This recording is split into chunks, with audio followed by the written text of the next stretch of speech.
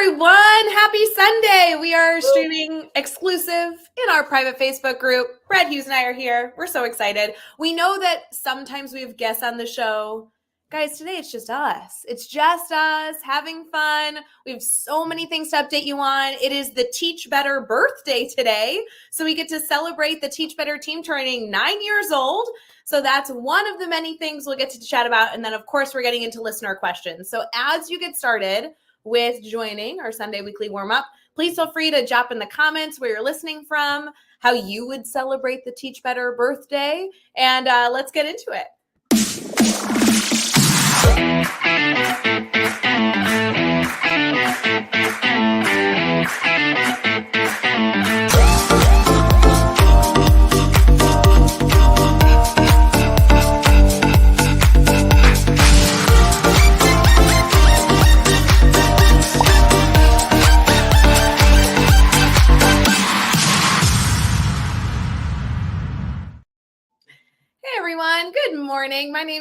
Good morning. Good evening. Brad, I knew I'd do that. I knew it would happen. You know, we have an international audience, Ray, and I'm sure that someone is tuning in where it is morning. So, hey, if you're joining us and it's morning where you are, maybe you're in Europe or maybe you're in Asia, Africa. Yeah. Let us know where you're at and what time of the morning it is and why the heck are you up watching us on when you should be sleeping? But maybe you're waking up with us. Yeah, like good morning, good afternoon, and good evening to those more or less in the U.S. We're excited to see you. My name's Ray Hewart, even though I don't know what time it is, and Brad Hughes is in the house. I am in the house, and I'm delighted to be back with my co-host with the most on the Lake Michigan coast. It's Ray Hewart, and Ray and I have been recently both in California, the great state of California, lovely, beautiful California. Unfortunately, our paths did not cross. I was there for vacation. Ray was there on Teach Better Business. But we're going to compare notes on California tonight. We're going to welcome you in. So wherever you are, just let us know who you are, where you're joining us from, and please make sure you grant StreamYard permission to show your name because we want to be able to put our guests to the names. And we will be doing a listener question later. But to be honest, friends, you know that we use this space to get your thoughts. And Brad and I have some questions about our office space. If you wouldn't mind just like randomly choosing to have an opinion on our lives, we'd really appreciate it. So if you consider yourself relatively opinionated, this would be a good place to begin, I think. I think it'd be great. I mean, we, as you know, as our Teach Better family knows, Ray and I have extensive production assistant staff behind the scenes, and we also employ a cast of thousands, including graphic designers as well as interior designers to make our studio spaces look, sound, and just appear the best for you. But sadly, we're still in need of some input from our Teach Better Nation. So get ready to chime in. Let us know how you would improve our studio setups here.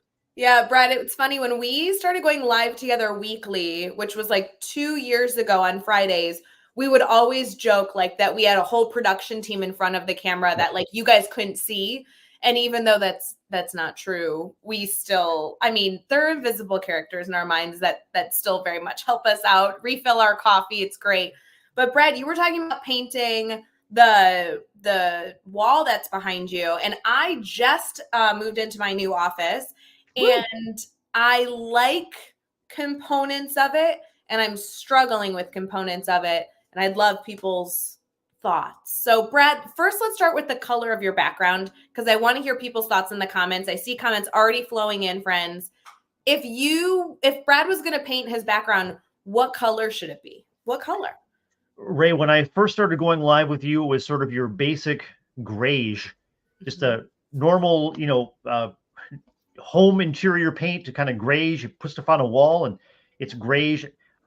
I had what I thought was going to be a dark denim blue background, lots of contrast, but on camera, the dark denim blue actually appeared almost a blue black. It was almost black. And it did maybe look you black, remember yeah. tuning into our weekly warm up or to our daily drop in, and I was on almost a black background. So I put the word out and kind of got the device for this kind of Adobe kind of brick red or dark brown or deep brown, and I like it, or I liked it, but it just there's just something about it that I love change. I want to change it up, and I'm looking for your advice, Ray, and looking for advice from anyone tuning in. What color should I make my background?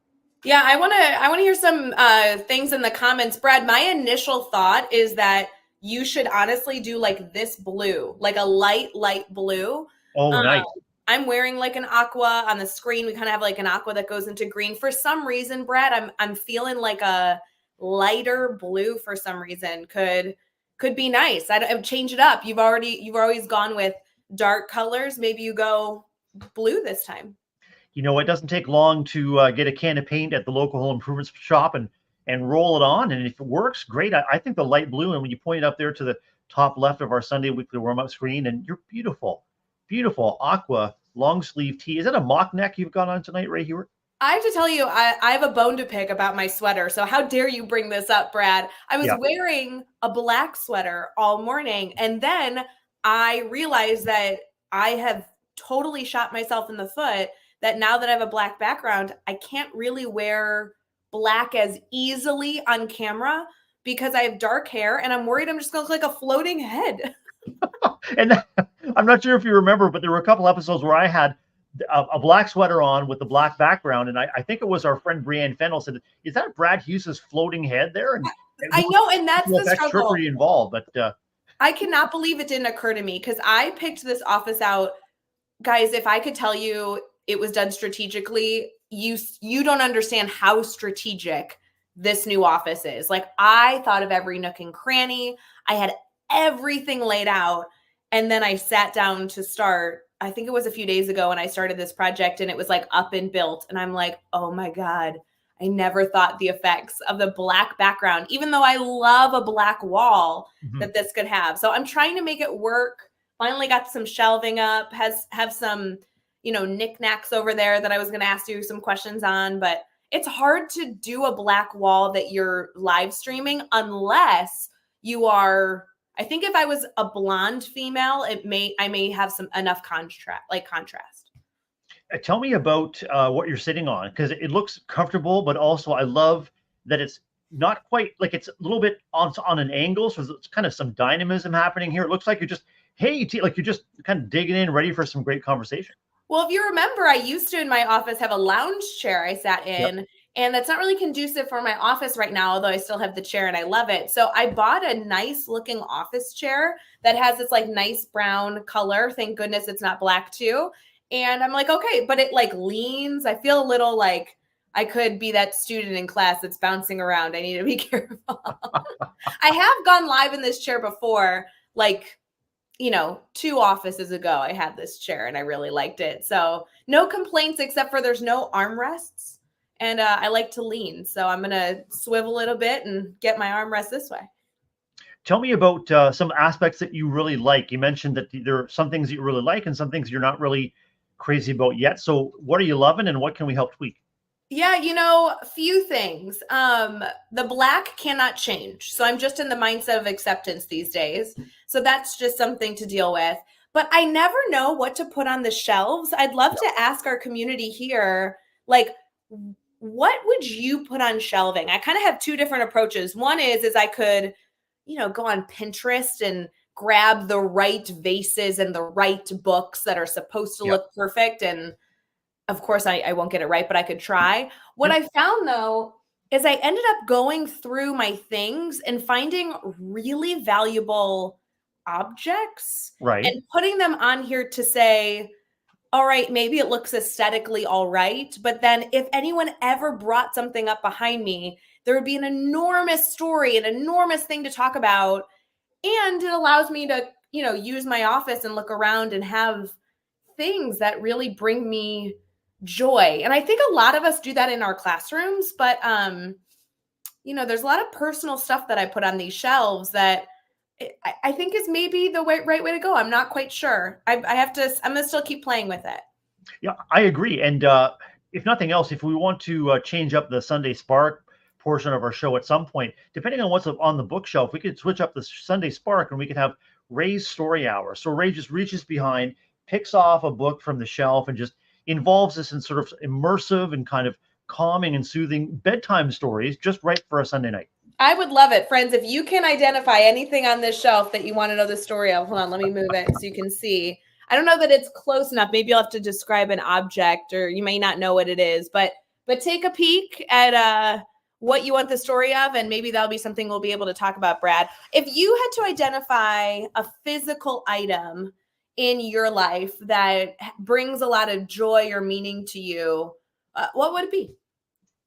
Alana here joining us live mentions family photos. Family photos for me are fantastic in my office at school. It's just a way of anyone coming into that space to know me a little bit better, spark some really nice conversations and, relationships, and talking about the important and very special people in our life. I'm also a huge fan of Walt Disney and anything to do with Disney and animation. I've got my Disney knickknacks behind me there, Ray. So anything that allows me and others to connect, whether it's over Star Wars or Disney or different artifacts. I've got a big Teach Better poster in my school office from the Teach Better conference, Teach Better 22, and just lots to spark conversation. What's coming up for you in terms of the things that really speak to you and speak about you? Yeah, I found these in an old book. I must have stuck them in the book. But these are Polaroids that were taken on a trip with my family. It was me, my sister, brother-in-law, and parents.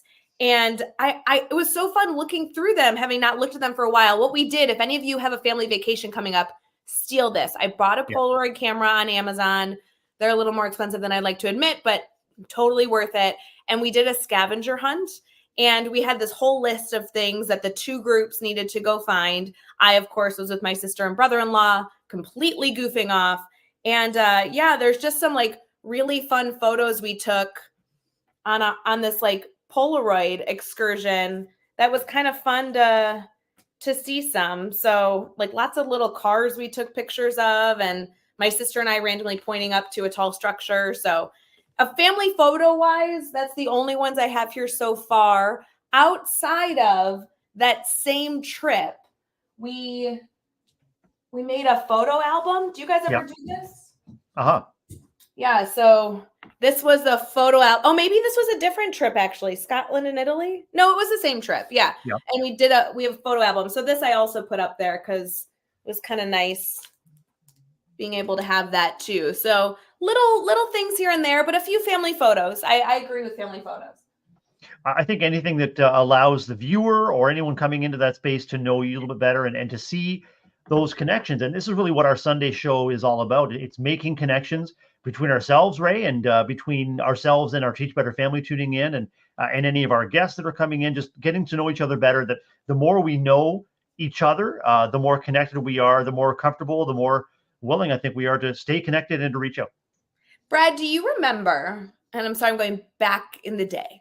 Do you remember when you purchased something for, I want to say it was your mother, that she wrote a prompt every week for a year and that story was created? Would you speak to that project a bit for maybe our viewers here who didn't know about that project? Yeah, absolutely. It was through a company called Storyworth. And so I bought a subscription and gifted it to my mom. And then it provided her with a prompt to do a little writing, a little reflecting, almost like a little online journal. And then over time, mom would complete the prompts. When enough prompts have been completed, then I asked Storyworth to gather all of the prompts together into a book.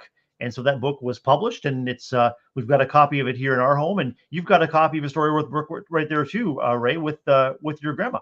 Yeah, my grandma and I did the same thing, or my grandma and my mother did the same thing. And I found that book as well. And I have to admit, I have not read it, but look how thick this book is. Right. I mean, this is a big undertaking, not only to write it, but to read it.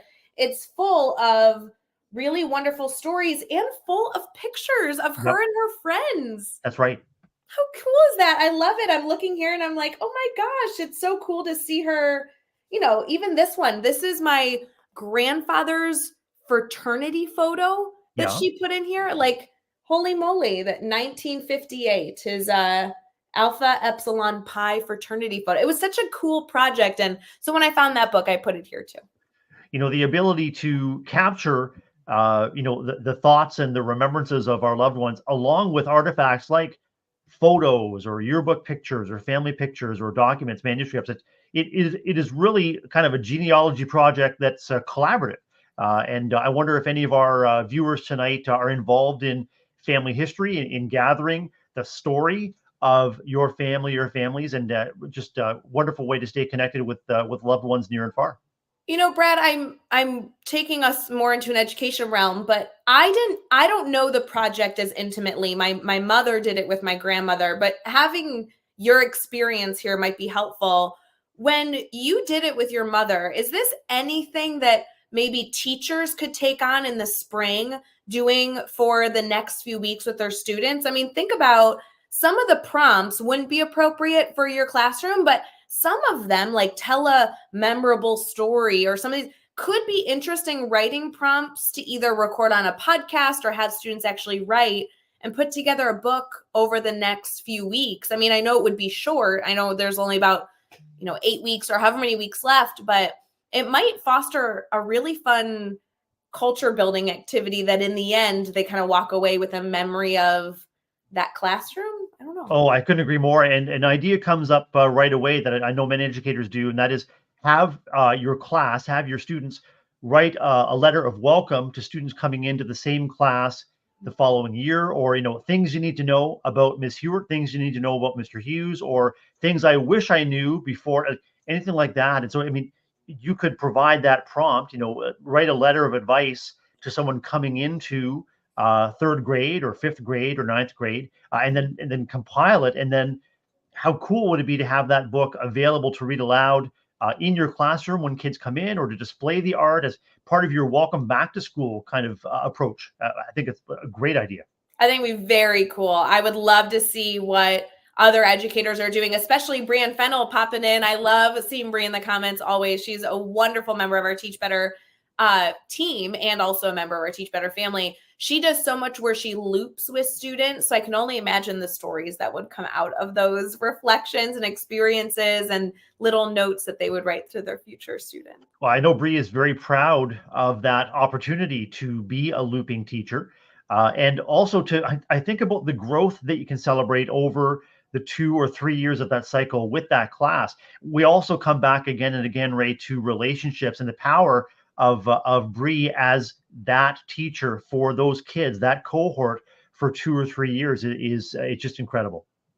So good. Friends, we have so much more in store for you for our Sunday weekly warm up. One of the things that we want to do is answer your questions by taking listener questions. We have a few of our community members here who have submitted questions about mastery learning that we're going to dive into today, keeping it kind of light, but maybe some elements of food for thought. This would be a great time to tag a friend that might be in this group who always wanted to dive into mastery learning, or somebody that you follow in this group that's been really helpful throughout your journey, exploring new progressive ways to reach all of your learners. So we'll be right back.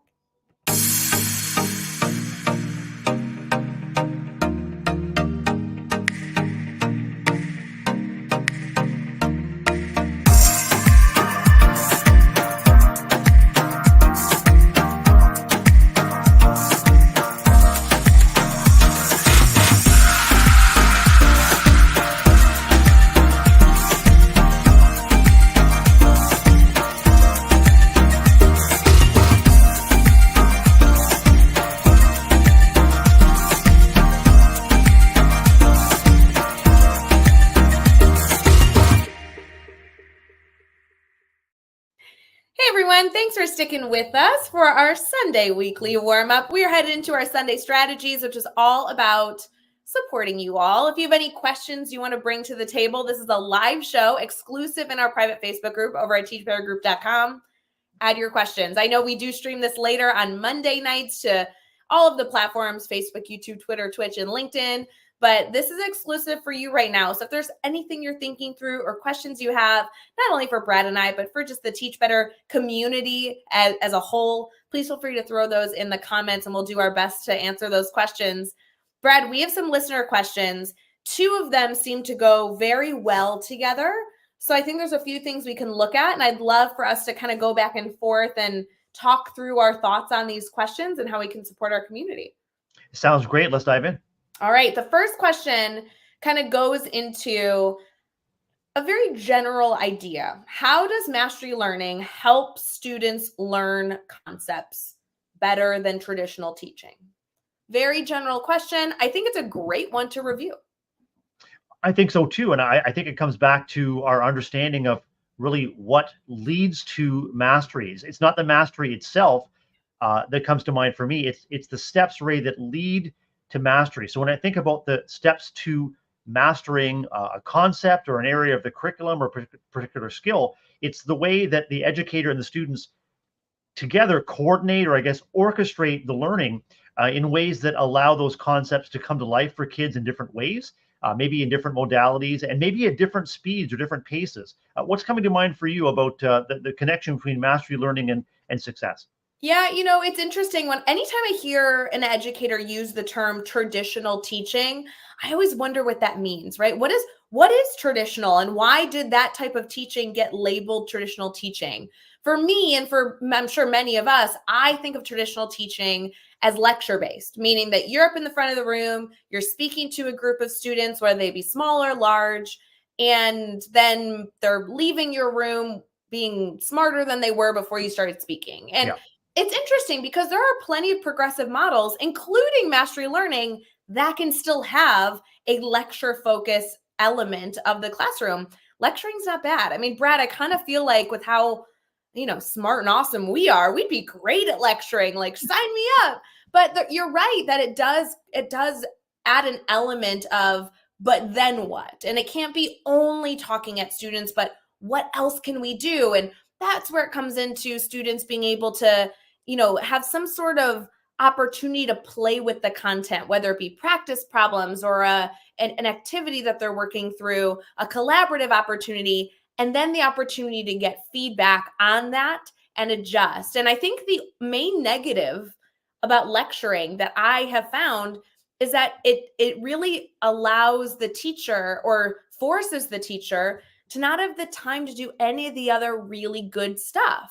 It's not that lecturing's bad, it's that it's bad on its own. And you need all these other pieces. So when we think of mastery learning, we're looking at kind of freeing the teacher up to not just be the content delivery system, and allow the teacher to still share mass notes with their crew, but also be able to give that personalized feedback and that individual learning that we know our students need. We need them too in this community here. That's why when we're, on Sunday Live, we're able to ask questions, and maybe somebody will put in a question, and Brad, then we get to talk about it and give that educator something specific to support them. And we want to create that type of atmosphere for our students. So I think it's always interesting when people ask that question.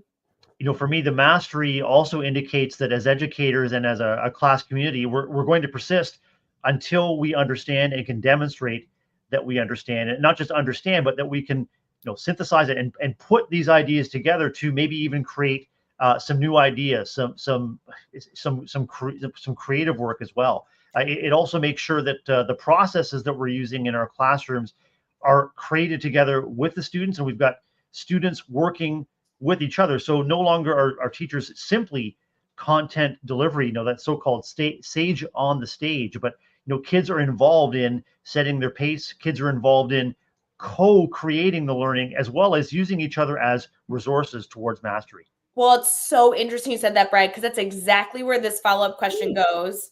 And this follow-up question says, how does mastery learning address a concern of not being able to complete all the content within a specific time frame? And I love this question because this really allows us to ask, are we teaching the content, meaning that our expectation is that the students understand it and are able to continue with that understanding moving forward, mastering this content? Or is our job to simply expose the students to the information, whether or not they understood it? And that really is going to be the difference between making sure you cover all the content or making sure you taught the content to students.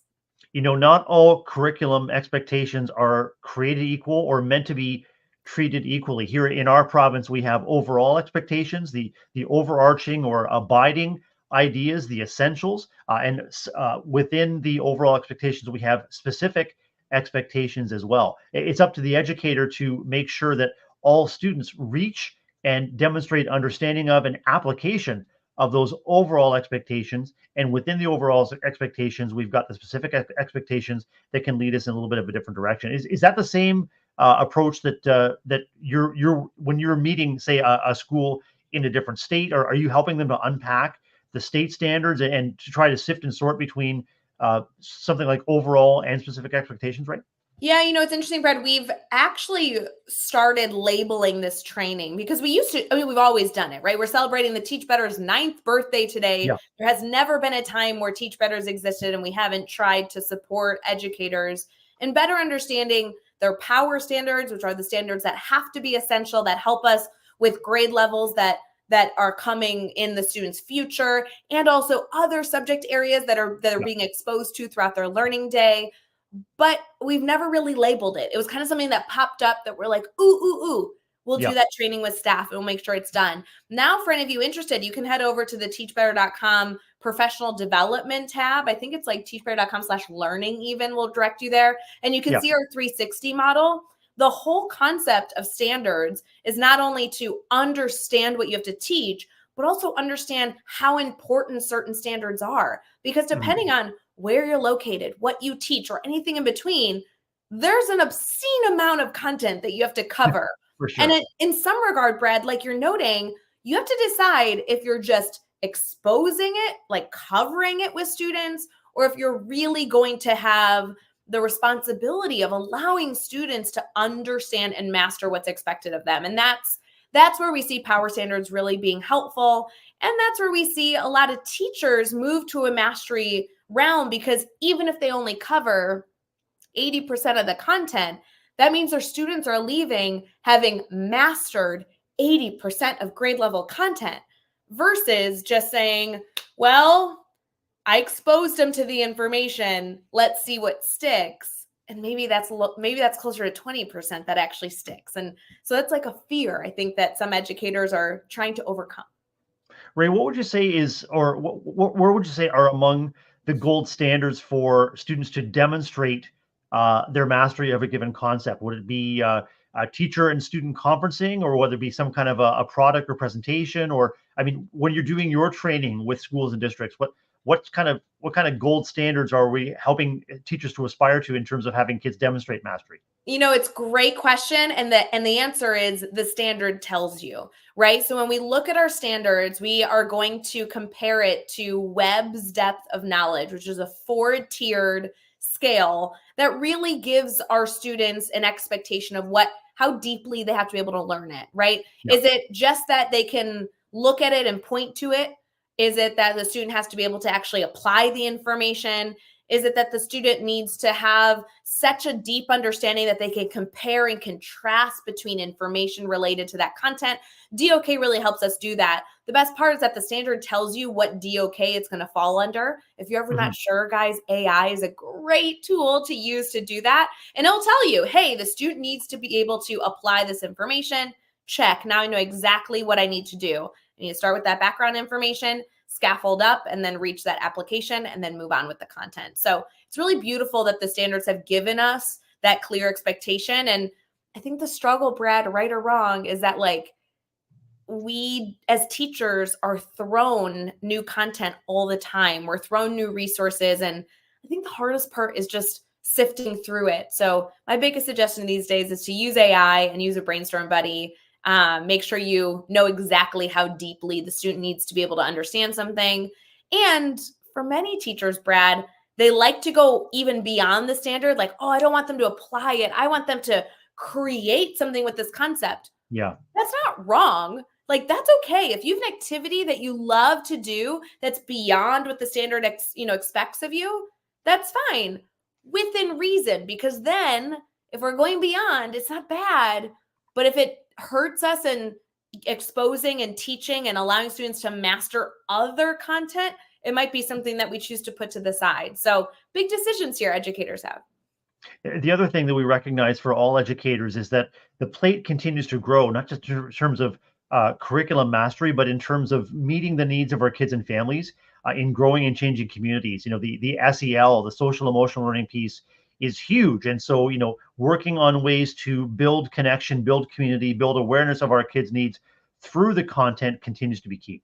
So good, Brad. Yeah, I'm excited that hopefully this gave our friends here something to chew on. It's what are your beliefs? What do you think needs to be happening? And are you making sure that you follow that expectation every time? Are you allowing yourself to do what is best for students, regardless of if you know, have other thoughts on the topic? I don't know. There's so Um, many good things here, Brad. Anyway, should we transition to our Sunday Spark? yeah, absolutely. Awesome. We'll be right back, friends. We got a Sunday Spark for you. Woo.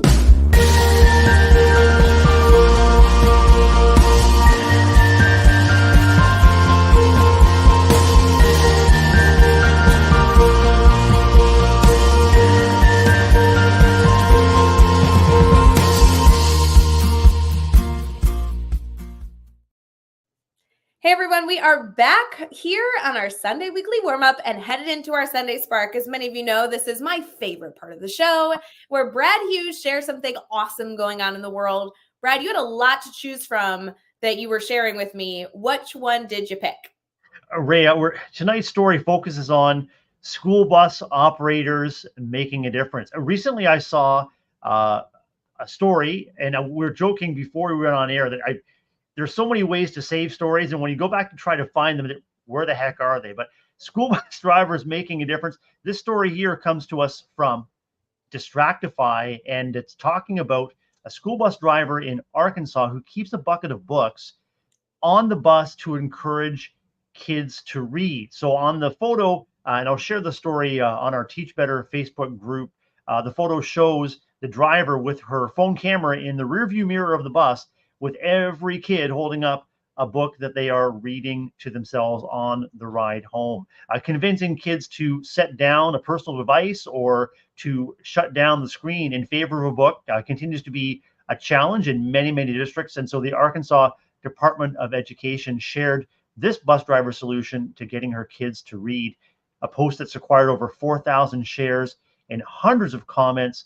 The school bus driver adds a bucket of books to the bus so kids can pick up a few books to read on their journey. She's even set up a special guest reader program, Ray, with older students. The story that I read recently also had the bus driver inviting the kids to read the books aloud on the school bus microphone, the loudspeaker. So the story goes that a child wanted to use the speaker, use the microphone. The bus driver said, well, you can do that, but you have to read a book.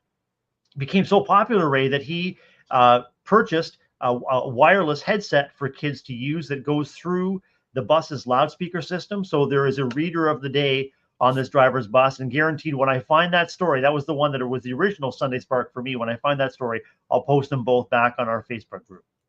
So fun, friends. I love the creative, out of the box solutions that we're seeing happening in our field. And this is definitely a moment to not only celebrate that bus driver, but celebrate new innovations happening in education on a consistent basis. If you are in a school or in a school district that has educators being innovative, we would love to celebrate them here on the show, either by bringing them in as a guest or just by featuring their classroom here as a Sunday Spark. So please feel free to tag them in the comments or direct message Brad and I with just a great educator that needs a shout out because they're bringing innovation to the field. I love this stuff. So fun, Brad. That was such a good Sunday Spark.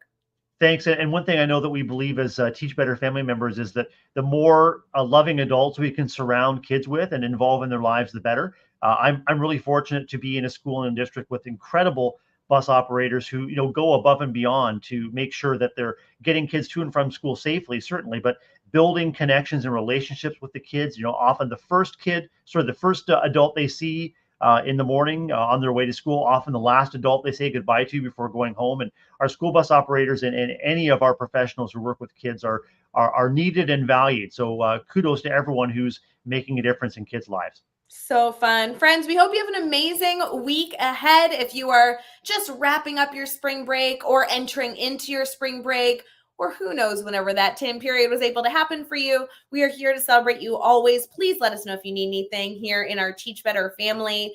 And if not now, we will see you next week, not only with our Teach Better Today morning show, but also on our Sunday weekly warm up.